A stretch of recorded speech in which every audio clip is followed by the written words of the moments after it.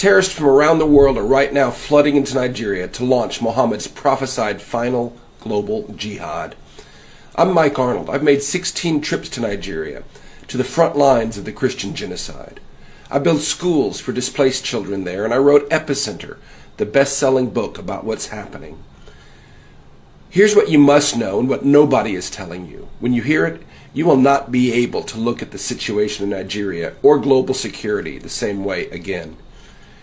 14 centuries ago, Muhammad prophesied that a descendant of his bloodline, called the Mahdi, would rise at the end of days, ride west under a black banner, defeat the Christian armies in a bloody jihad, and bring the whole earth under one global caliphate. For that to happen, the doctrine says, a purified Islamic platform must be ready, a launch pad. The Islamic world believes they have found it in Nigeria.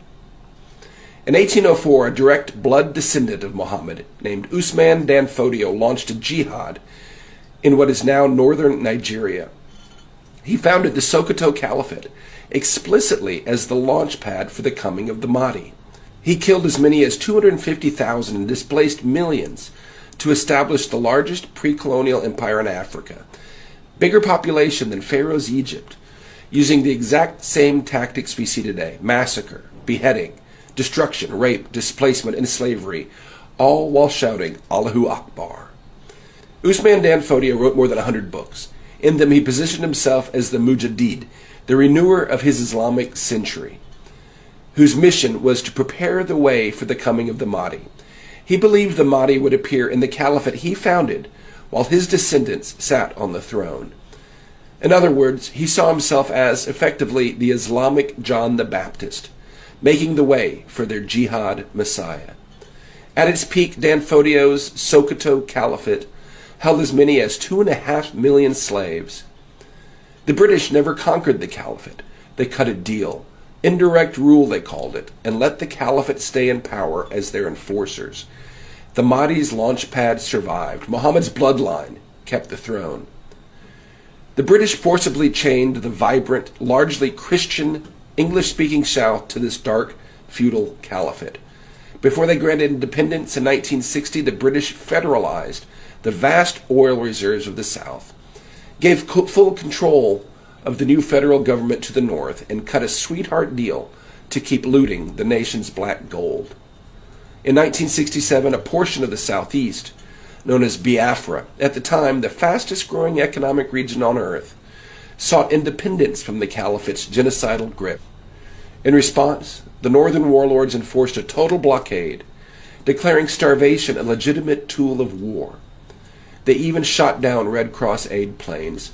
With Britain's full backing, in 30 months they starved to death some 3 million Biafrans, mainly children.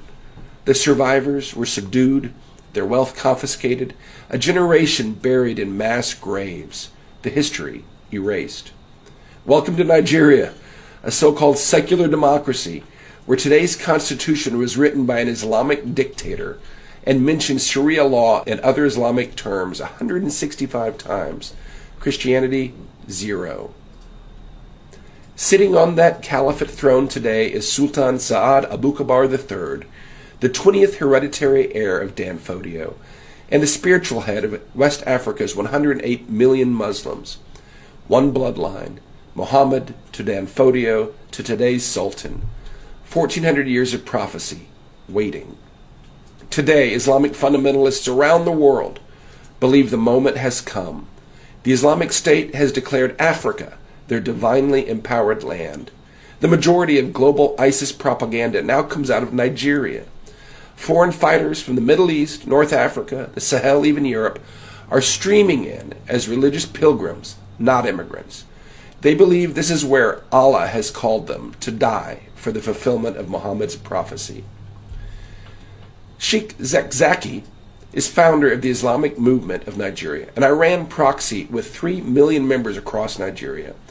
His organization has an armed wing, documented weapons caches, and a history of mass mobilization. In February 2026, speaking in Nigeria's capital of Abuja, he declared, quote, "We are not merely waiting for the reappearance of the Imam Mahdi, so that we may follow him afterwards. We are his followers today.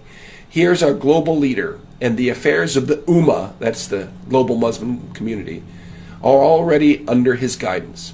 He also said, readiness before the reappearance is one of the central missions of the followers of the Imam Mahdi. Leading Islamic nations are actively helping build the Mahdi's launchpad in Nigeria today.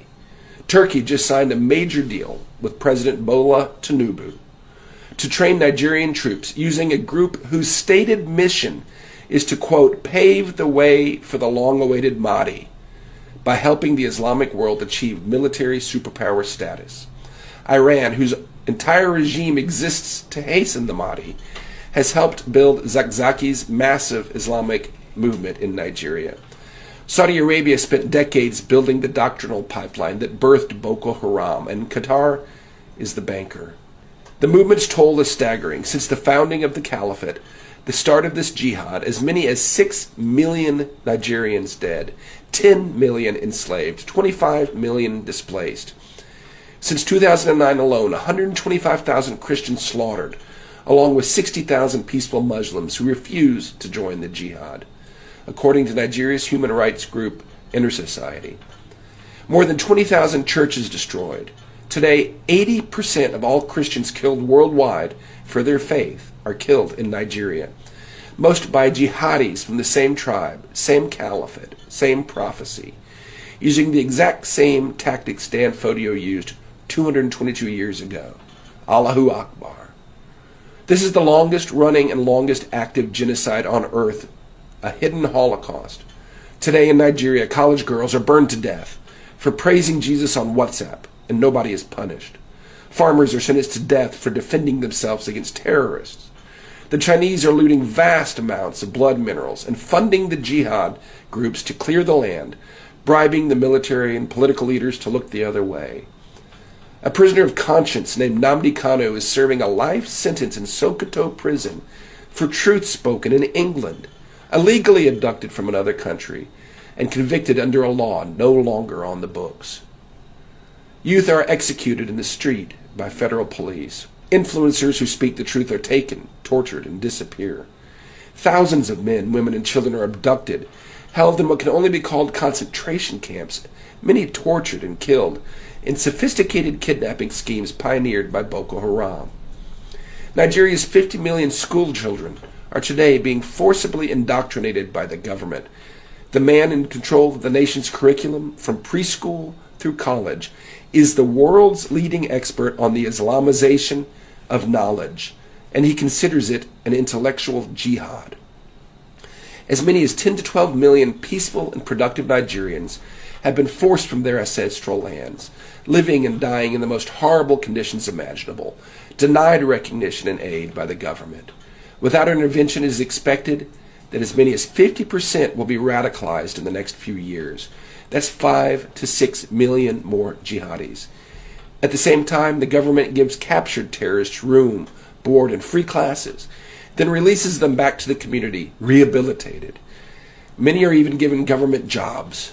Statistics show most are likely to go right back to killing. On May 16th, President Trump killed the world's #2 ISIS commander in a strike on his compound in Nigeria. Nigeria's government had given this terrorist cover officially by declaring him dead 2 years ago. But strikes alone will not stop what the jihadis believe is the fulfillment of a 1,400-year-old prophecy. The caliphate has a 222-year head start. They are hijacking the nation's inevitable rise, on track to become the third most populous nation on earth by 2050, a top 5 oil producer with $1 trillion in mineral reserves, making more movies than Hollywood and dominating the streaming charts. They see Nigeria today as the greatest platform in history for the Mahdi to finally come and conquer the world. President Trump, you must act now. You have rightly called radical Islamic Jihad the greatest threat to our national security. Nigeria is the epicenter.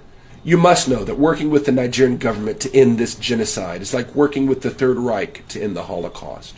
You cannot stop this with sanctions. Jihadis are prepared to die for their cause. And China is more than happy to backfill any economic loss we impose on Tinubu's regime. Nigerian officials are today disarming and prosecuting defenders while arming the terrorists. They are rewarding captured terrorists while smothering millions of innocent displaced victims. They are violently suppressing truth speakers and spending millions to propagate lies in Washington. Top Tinubu administration officials have recently called the killers brothers and prodigal sons who deserve to be rehabilitated.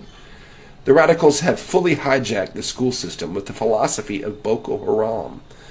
As you have found in Iran, you cannot simply negotiate or partner with people who believe Allah has called them to fulfill a 1400-year-old prophecy.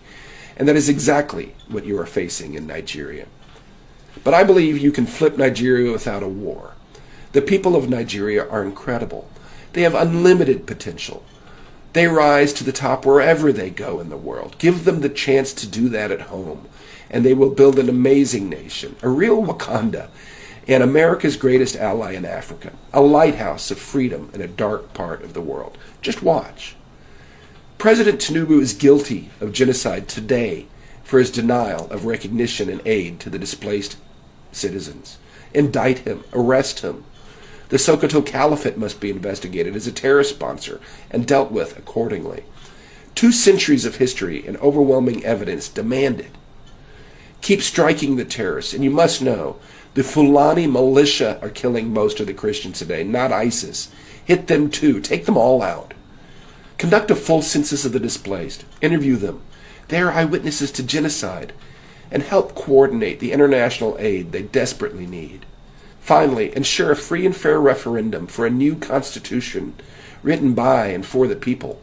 Allow them to determine their own boundaries and watch them rise. Islamic jihadists today are finally recognized as the greatest threat to global security. Today, the Sokoto Caliphate in Nigeria is the only throne in the world that meets the classical Sunni requirements for a legitimate caliphate. And it was built explicitly to be the platform for the prophesied Mahdi, the launch pad for the final jihad to conquer the world. This is the epicenter. If we do not fight this fight in Nigeria today, we will fight it here in our own backyard tomorrow.